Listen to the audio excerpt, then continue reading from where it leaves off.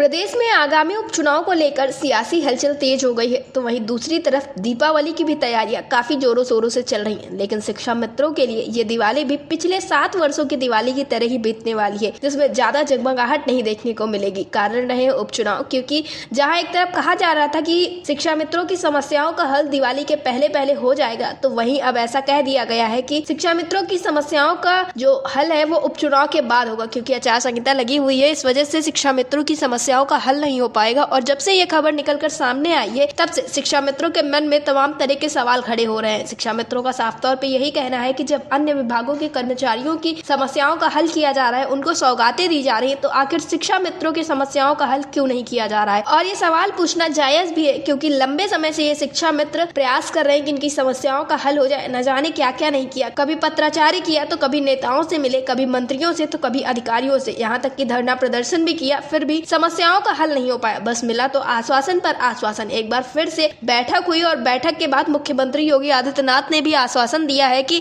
उपचुनाव के बाद समस्याओं का हल हो जाएगा। लेकिन जिसमें से कुछ शिक्षा मित्रों का तो ये कहना है कि पहली बार ऐसा हुआ है कि सरकार और शिक्षा मित्रों के बीच में सामंजस्य बैठा है, तो जरूर उनकी समस्याओं का हल होगा। और स्वयं शिक्षा मंत्री संदीप सिंह भी यही कह रहे हैं कि समस्याओं का हल किया जाएगा। श्रीचंद शर्मा लगातार इनकी समस्याओं के हल के लिए प्रयासरत है। इसी के साथ मुख्यमंत्री योगी आदित्यनाथ भी सकारात्मक नजर आए हैं। लेकिन इसी में से कुछ शिक्षा मित्रों का ये भी कहना है कि समस्याओं का हल नहीं होगा। ये एक बार फिर से उनके साथ खेल खेला जा रहा है, जुमला किया जा रहा है उनके साथ में, जिससे काफी ज्यादा नकारात्मक भावनाएं भी फैल रही है शिक्षा मित्रों के बीच में। फिलहाल होगा क्या, ये तो उपचुनाव के बाद ही देखने को मिलेगा, क्योंकि जहाँ एक तरफ शिक्षा मित्रों का कहना है कि उन्हें पूरी उम्मीद है कि उनकी समस्याओं का हल होगा, तो वहीं कुछ शिक्षा मित्रों का कहना है कि एक बार फिर से 7 वर्षों की तरह इस बार भी कुछ न कुछ कह दिया जाएगा और समस्याओं का हल नहीं हो पाएगा। फिलहाल जब इस विषय पर अटल टीवी की टीम ने बातचीत की कुछ शिक्षा मित्रों से, तो उसमें से उनका कहना ये था कि पिछले 7 वर्षों से अभी तक शिक्षा मित्रों के लिए कुछ सुखद नहीं हुआ। इस वजह से ये शिक्षा मित्र इतने ज्यादा नकारात्मक हो रहे हैं। और जब कुछ ना कुछ अच्छा हो जाएगा, और हमेशा परिस्थितियां एक जैसी नहीं होती, इस बार की स्थितियां काफी अच्छी नजर आ रही हैं, काफी ज्यादा सकारात्मक नेता और मंत्री नजर आ रहे हैं, तो समस्याओं का हल जरूर से जरूर होगा। उपचुनाव को लेकर शिक्षा मित्र संगठनों के पदाधिकारियों का क्या कुछ कहना है, उनकी क्या कुछ मत है, आप भी सुनिए।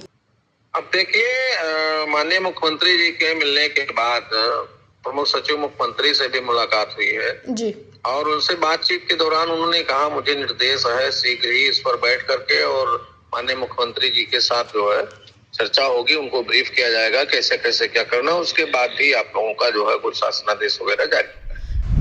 मैडम, उम्मीद पे पूरी दुनिया टिकी है, हम लोग भी उसी उम्मीद पे टिके हैं। और शिक्षा में उम्मीद पर ही 2001 से काम कर रहा है जी। और मुझे इस बार ये उम्मीद है कि आदरणीय योगी जी हम लोग के लिए बहुत अच्छा करने जा रहे हैं जी। ब्रिजेश जी, इसके बाद देखा गया जब से ये बात सामने निकल कर आई है कि उपचुनाव के बाद अब समस्याओं का हल होगा, तो ये जो शिक्षा मित्र है, आम शिक्षा मित्र है, क्योंकि आप लोग लगातार संगठन के पदाधिकारी रहे, संगठन से जुड़े रहे, तो आप लोगों को कहीं ना कहीं चीज़ें पता है। लेकिन जो आम शिक्षा मित्र हैं, जिनको बस खबरों के जरिए चीज़ें पता चलती है, उनके बीच में बड़ी असमंजस की स्थिति बन गई है, क्योंकि उनको अब ये लगने लगा है कि अब कुछ नहीं होगा। ऐसे लगातार शिक्षा मित्र कहते भी रहते हैं कि अब हमारा कुछ नहीं होने वाला है। तो ऐसे में आप उन शिक्षा मित्र साथियों को क्या संदेश देना चाहेंगे? जी मैडम, मैं पूरे प्रदेश के शिक्षा मित्रों को ये संदेश देना चाहूंगा कि आप लोग धैर्य बनाए रखें। इस बार शिक्षा मित्रों के लिए बहुत अच्छा होने वाला है जी। और इसी के साथ दिनों दिन हम लोगों का अच्छा होगा।